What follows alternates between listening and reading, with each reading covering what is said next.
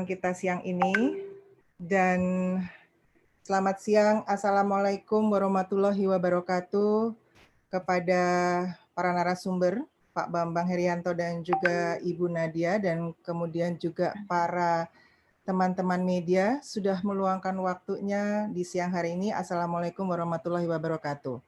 Assalamualaikum.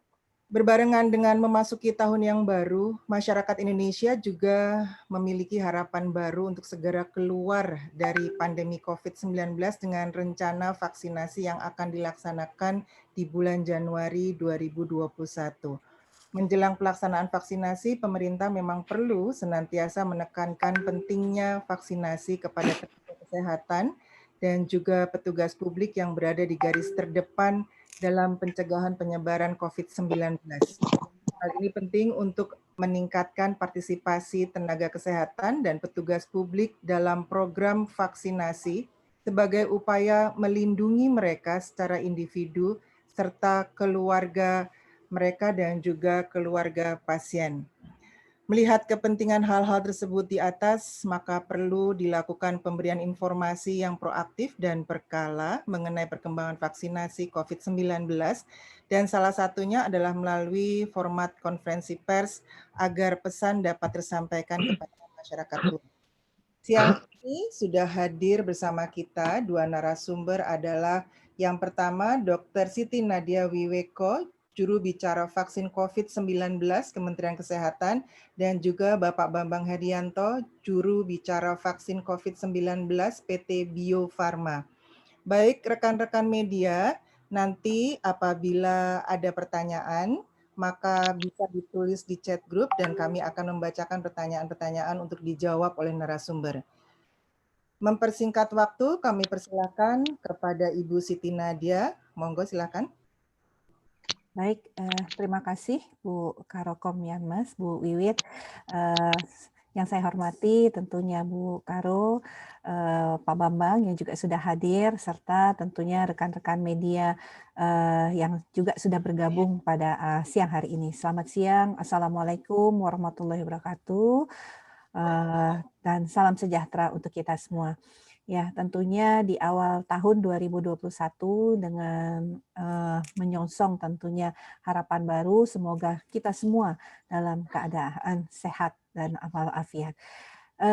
Seperti tadi yang sudah disampaikan oleh Bu Wiwit ya, jadi saat ini kita sudah memiliki 3 juta dosis vaksin yang sudah ada di gudang Bio Farma dan siap untuk kita lakukan distribusi, tapi tentunya kita masih menunggu izin penggunaan dari Badan POM sampai nanti kita akan melakukan pelaksanaan vaksinasi.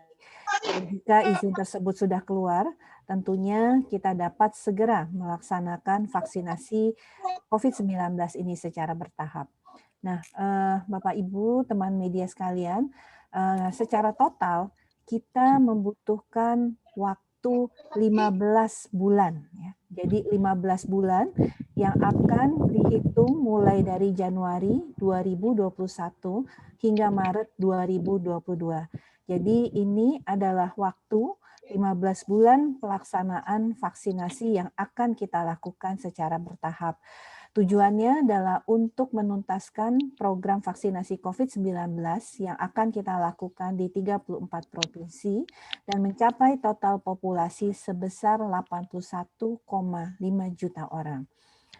Pelaksanaan vaksinasi selama 15 bulan ini akan berlangsung dalam 2 periode, yaitu periode pertama itu berlangsung dari Januari hingga April 2021 dan akan memprioritaskan kepada 1,3 juta tenaga kesehatan dan 17,4 juta petugas publik yang ada di 34 provinsi.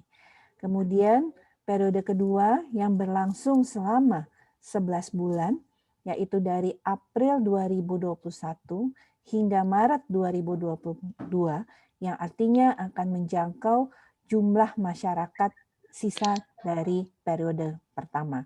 Jadi teman-teman media, kita ketahui bahwa pelaksanaan vaksinasi ini akan membutuhkan waktu 15 bulan yang akan berlangsung dalam 2 periode. Ya. Teman-teman media sekalian, hal ini juga sekaligus kami ingin mengklarifikasi terkait beberapa pemberitaan yang muncul sebelumnya bahwa dibutuhkan waktu 3,5 tahun untuk merampungkan vaksinasi di Indonesia. Kami sampaikan, adapun yang dimaksud Bapak Menteri dengan waktu 3,5 tahun itu adalah proyeksi penyelesaian vaksinasi untuk seluruh dunia. Sementara di Indonesia kita akan menyelesaikan vaksinasi COVID-19 ini dalam kurun waktu 15 bulan, mulai dari Januari 2021 sampai dengan Maret 2022. Jadi rentang waktu 3,5 tahun itu adalah untuk dunia, bukan untuk Indonesia.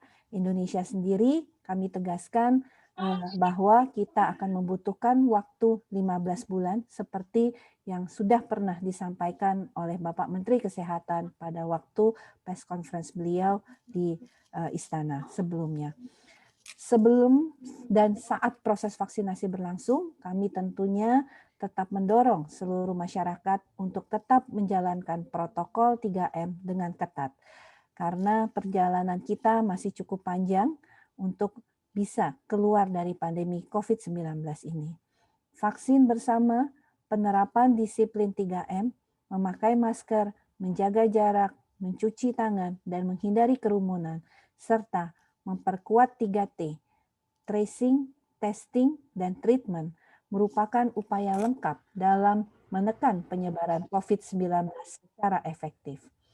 Pada kesempatan kali ini, kami kembali ingin menyampaikan bahwa rencana vaksinasi yang mudah-mudahan dapat kita laksanakan dalam waktu dekat merupakan momentum penting dan pembawa harapan baru dalam perjalanan panjang kita berupaya mengakhiri pandemi COVID-19. Sebagai anggota masyarakat, kita tetap harus senantiasa menerapkan protokol kesehatan yang ketat, termasuk untuk melindungi tenaga kesehatan dan pelayan publik yang memiliki resiko terpapar lebih tinggi, karena mereka bekerja keras di garis terdepan dalam mencegah penyebaran COVID-19.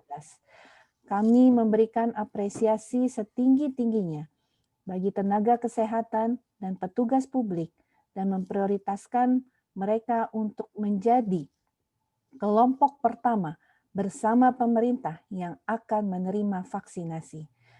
Vaksin sangat penting, bukan hanya untuk melindungi tenaga kesehatan dan pelayan publik sebagai seorang individu, tapi juga akan melindungi keluarga mereka, keluarga pasien, serta masyarakat secara luas.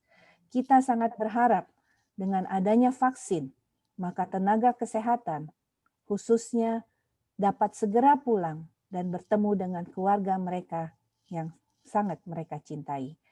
Karena pentingnya proses vaksinasi, maka pemerintah berupaya sekuat tenaga untuk menghadirkan vaksin yang aman, efektif, dan sesuai saran dari ITAGI, WHO, maupun para ahli-ahli kita untuk seluruh masyarakat Indonesia secara cuma-cuma. Kami menyadari banyak sekali misinformasi ataupun hoaks yang mungkin beredar terkait vaksin. Untuk itu kami menghimbau, mohon agar informasi dapat selalu mengacu pada situs covid19.go.id. Demikian yang bisa kami sampaikan pada siang hari ini. Terima kasih. Ingat, jangan lupa terapkan 3M dan hindari kerumunan. Lebih baik kita mencegah daripada kita jatuh sakit. Wassalamualaikum warahmatullahi wabarakatuh. Salam sejahtera bagi kita semua. Om Swastiastu, Namo Buddhaya, salam kebajikan, salam sehat. Terima kasih Bu Wiwit. Saya kembalikan kepada Bu Wiwit. Baik, terima kasih Bu Nadia, juru bicara COVID-19 Kementerian Kesehatan. Dan sekarang dipersilahkan kepada Bapak Bambang Herianto sebagai juru bicara COVID-19 PT Bio Farma. Silakan Bapak, dan monggo kalau mau share untuk ada paparannya. Baik, terima kasih Bu Wiwit. Nanti yang share ada tim saya, Bu Wiwit, Mas Edwin ya, mungkin diberi akses untuk share screen. Oh iya, baik, silakan. Bentar, Mas.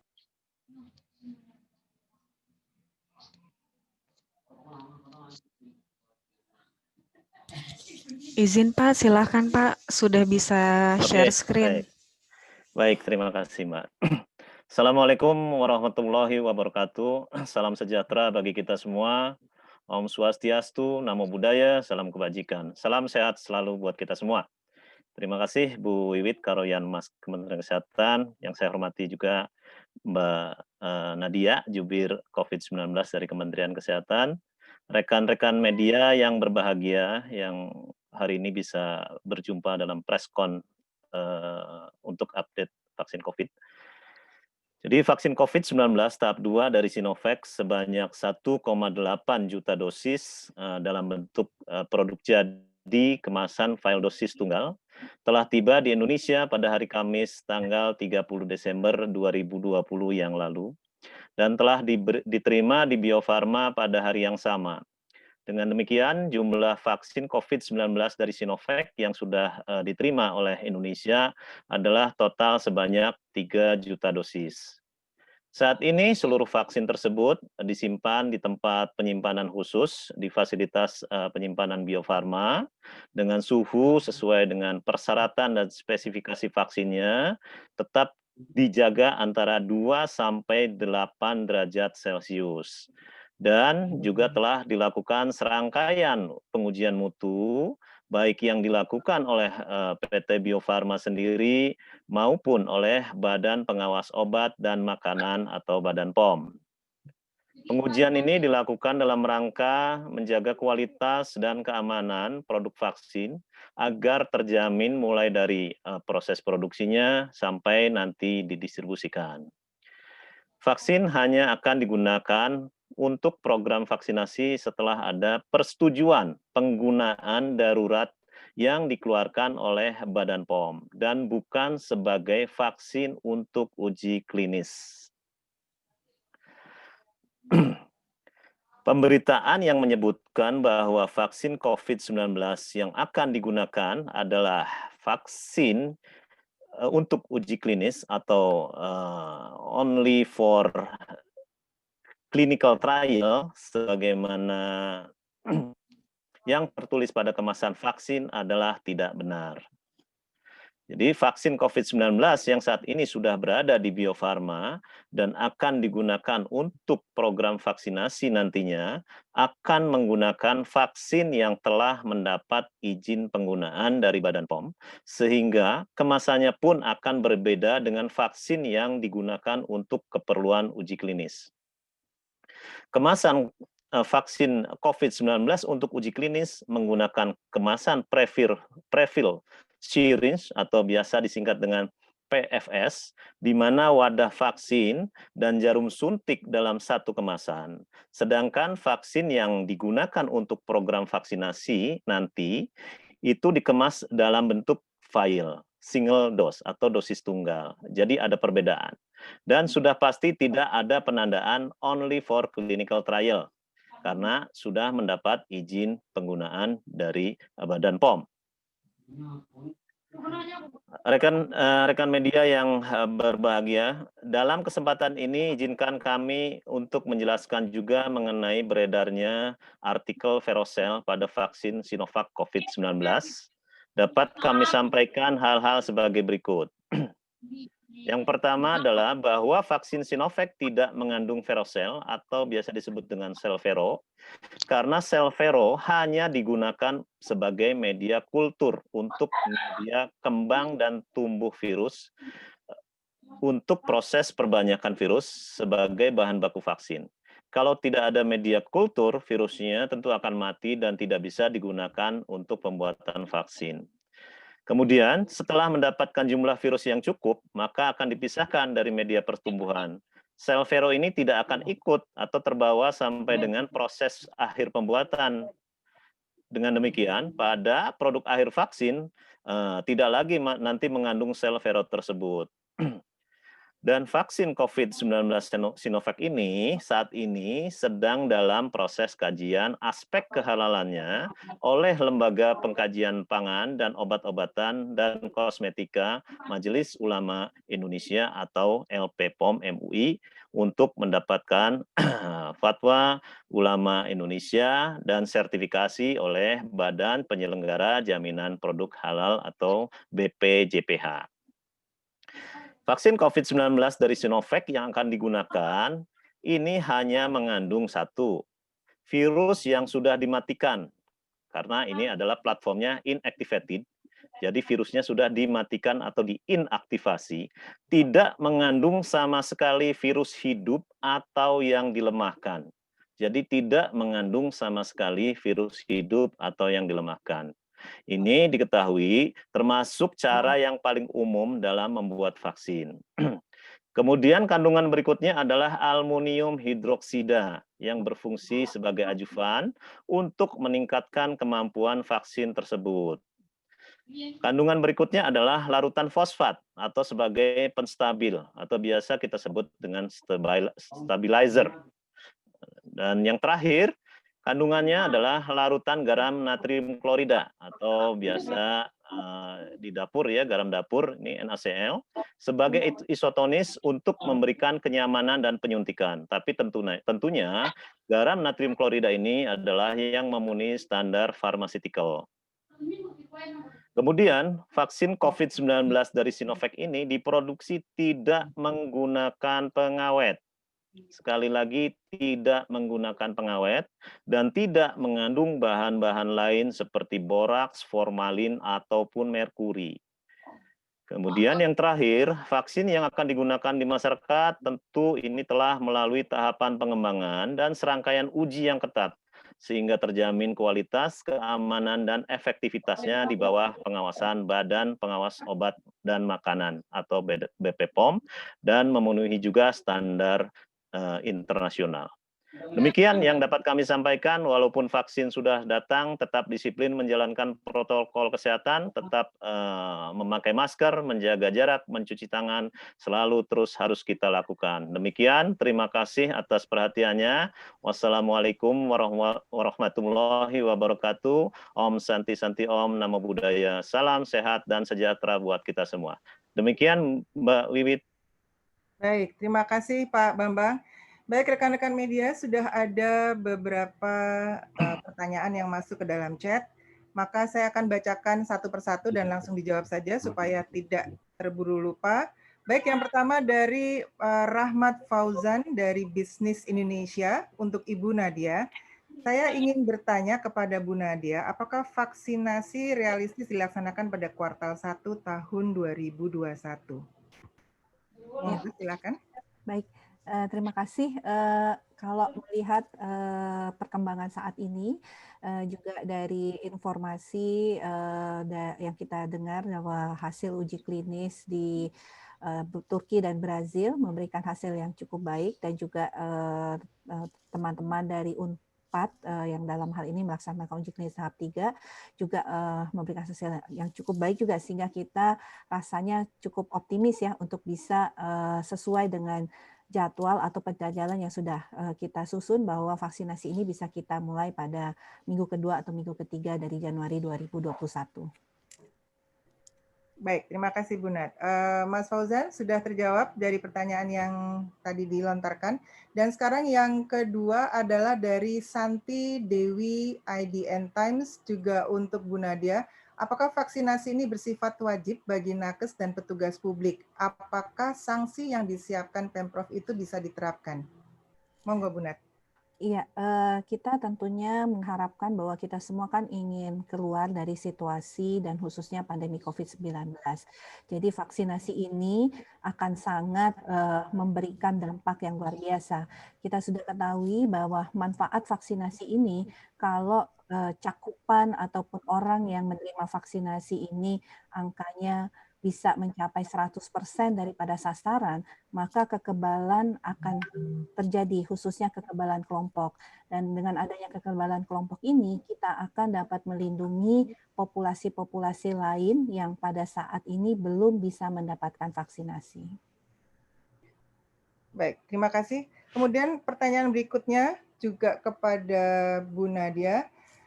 Hanya mau izin konfirmasi Bu Nat dari Grace Bloomberg. Total populasi yang akan divaksinasi dalam periode 15 bulan tadi sebanyak 81,5 juta. Apakah betul? Mohon konfirmasinya, Bu Nadia. Ya, baik. Terima kasih Bu Wit.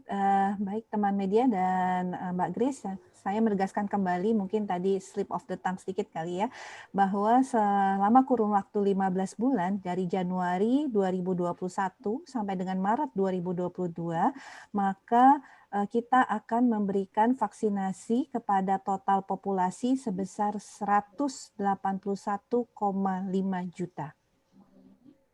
Baik, Mbak Grace, 181,5 juta ya Mbak Grace. Baik, kemudian berikutnya dari Bernie Kurniawan, tirto.id, bertanya tentang vaksinasi dalam kurun waktu 11 bulan bisa dibilang cukup ambisius. Bagaimana rencana pemerintah untuk memenuhi target ini? Fasiankes mana saja yang akan dikerahkan puskesmas? Puskesmas sajakah atau rumah sakit juga? Dan berapa nakes yang akan dikerahkan dan bagaimana kesiapannya? Monggo silakan Bu Nat. Ya, baik.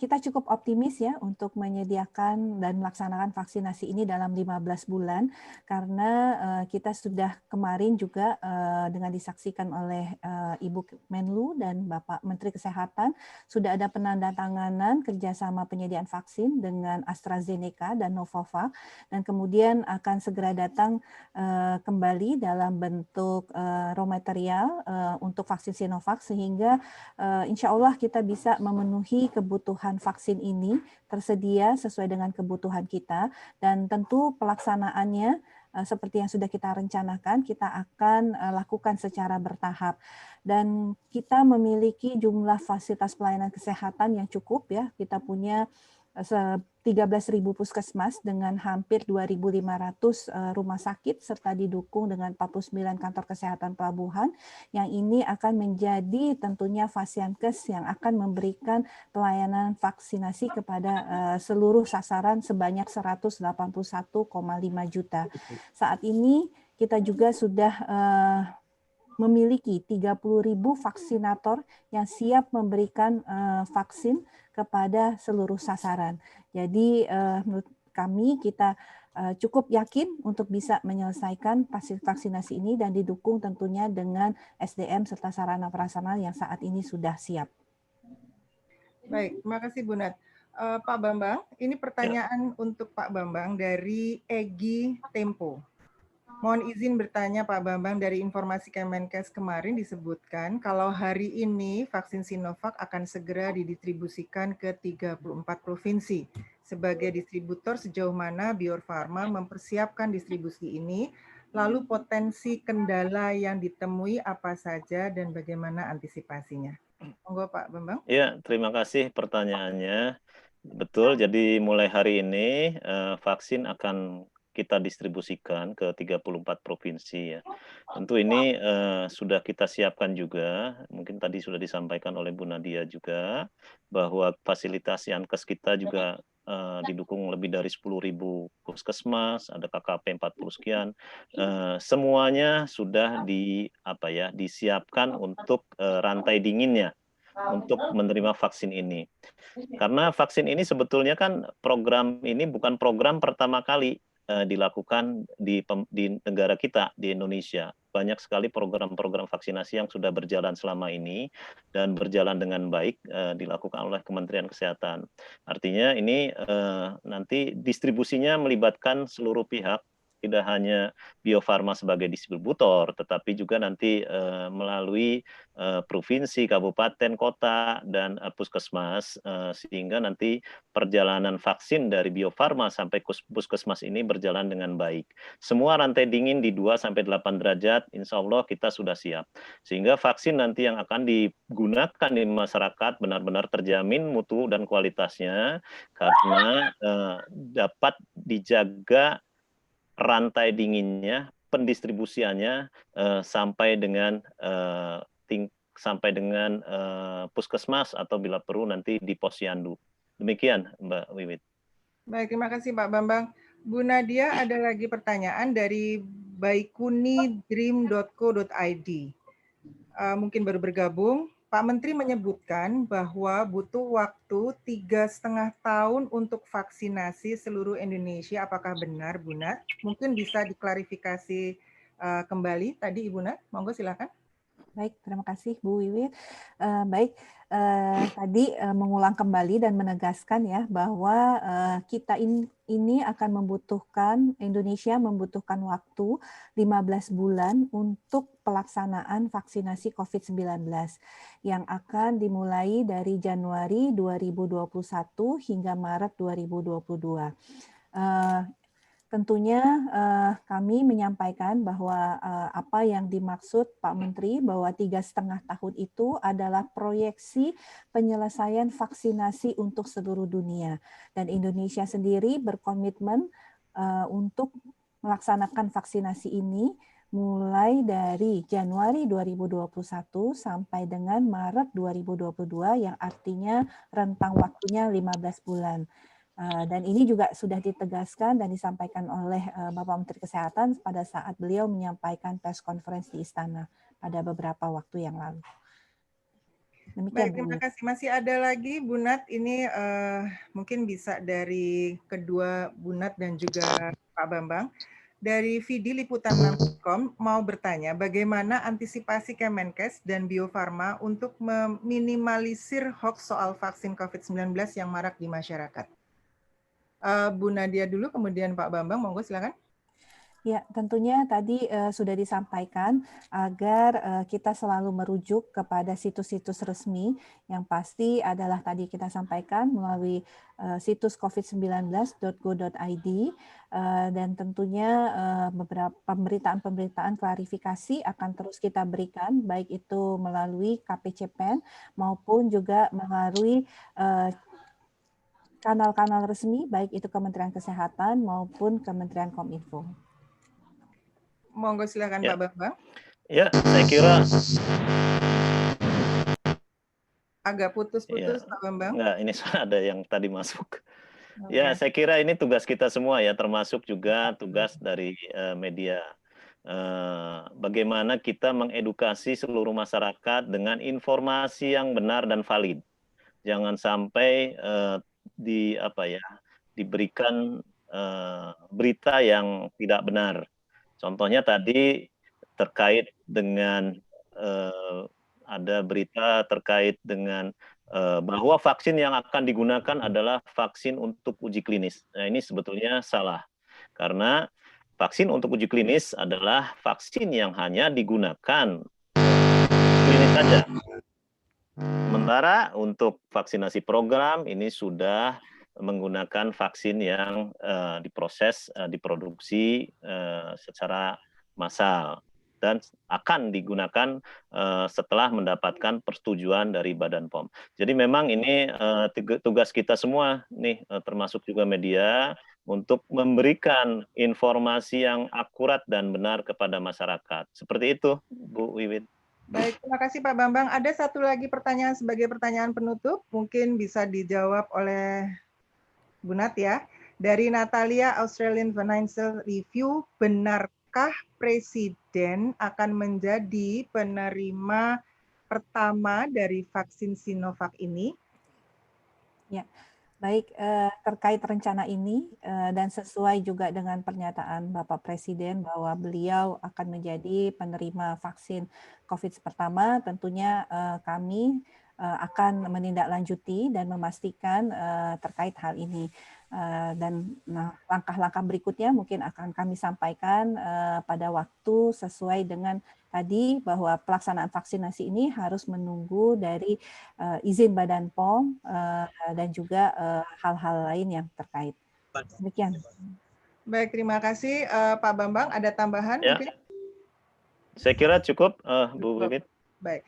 Terima kasih Pak Bambang dengan Ibu Nadia yang sudah berkenan untuk preskon siang ini, dan terima kasih kepada teman-teman media yang juga sudah bergabung bersama kami di preskon siang ini.